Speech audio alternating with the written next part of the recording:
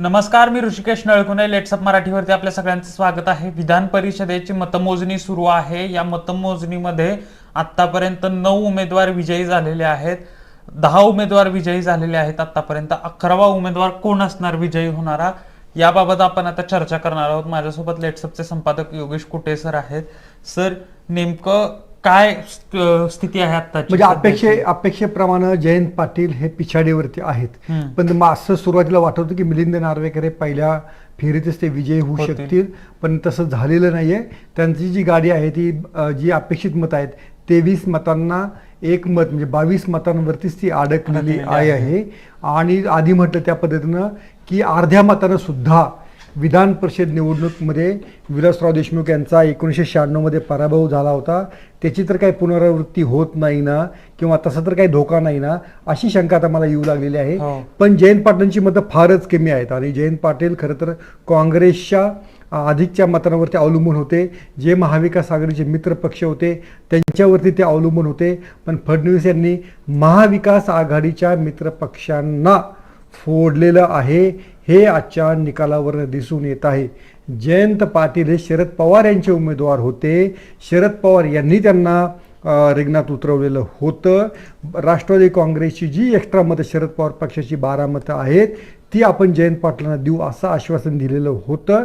प्रत्यक्षात मध्ये तसं होताना दिसत नाहीये.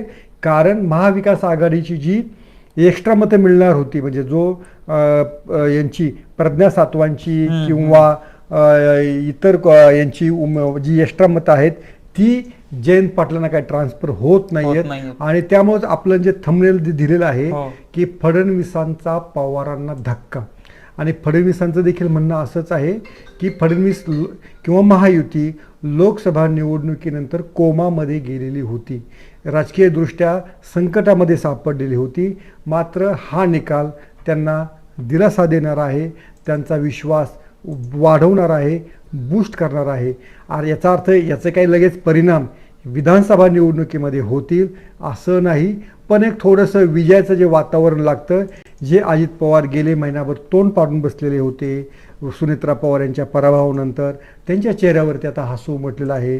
ज्या सुनील तटकरे यांचा गुलाल देखील राष्ट्रवादी काँग्रेस लोकसभा निवडणुकीच्या विजयानंतर उधळू शकत नव्हतं, तो गुलाल आता उधळण्याची संधी शिवाजीराव गर्जे आणि राजेश यांचे दोन उमेदवार आलेले आहेत. त्यामुळे तो गुलाल उधळण्याची संधी यापुरतं का होईना पण आपल्याला या विजयाकडे पाहावं लागेल. आकडेवारींकडे बघितलं तर साधारणपणे महाविकास आघाडीची 10 मतं फुटलेली दिसत आहेत आपल्याला. म्हणजे प्रज्ञा सातव यांनी 25 मतं घेतलेली आहेत, मिलिंद नार्वेकर यांनी 22 मतं घेतलेली आहेत आणि जे जयंत पाटील आहेत त्यांनी 12 मतं घेतलेली आहेत. म्हणजे अशी टोटल 59 मतं होतात. आत्ता सध्या आपण कॅल्क्युलेशन केलं तर विधानसभेत महायुतीचे 69 आमदार आहेत. महाविकास आघाडीची एकूण 10 मतं फुटलेली आहेत. मित्रपक्षांची सुद्धा मतं मिळालेली नाहीयेत. म्हणजे MIM असेल, समाजवादी पक्ष असेल, जे कोणी अपक्ष उमेदवार होते त्यांची मतं त्यांना मिळालेली नाहीयेत.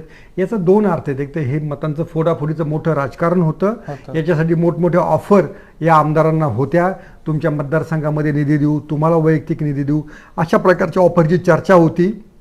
आपल्याला काल रात्री एका आमदारांना सांगितलं होतं की 4 कोटी रुपयांची ऑफर आणि 100 कोटी रुपये तुम्हाला विकास कामासाठी निधी देऊ, असं एका दादाने त्यांना फोन केलेला होता.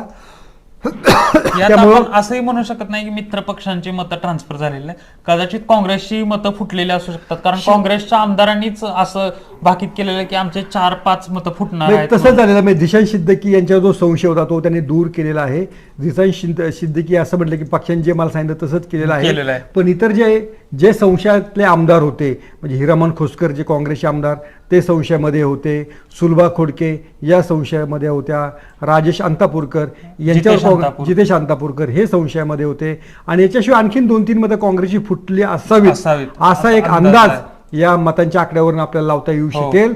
काँग्रेसचं काय झालंय की काँग्रेसचा गेल्या वेळेस पण आपण पाहिलेलं आहे की विधान परिषदेमध्ये काँग्रेसचे चंद्रकांत हांडोरे पराभूत झालेले होते आणि पसंतीचे उमेदवार असून सुद्धा ते पराभूत झाले. काँग्रेसमध्ये कोणाचा पायपोस नाहीये आणि त्याचाच असा फटका हा काँग्रेसला बसतो आहे.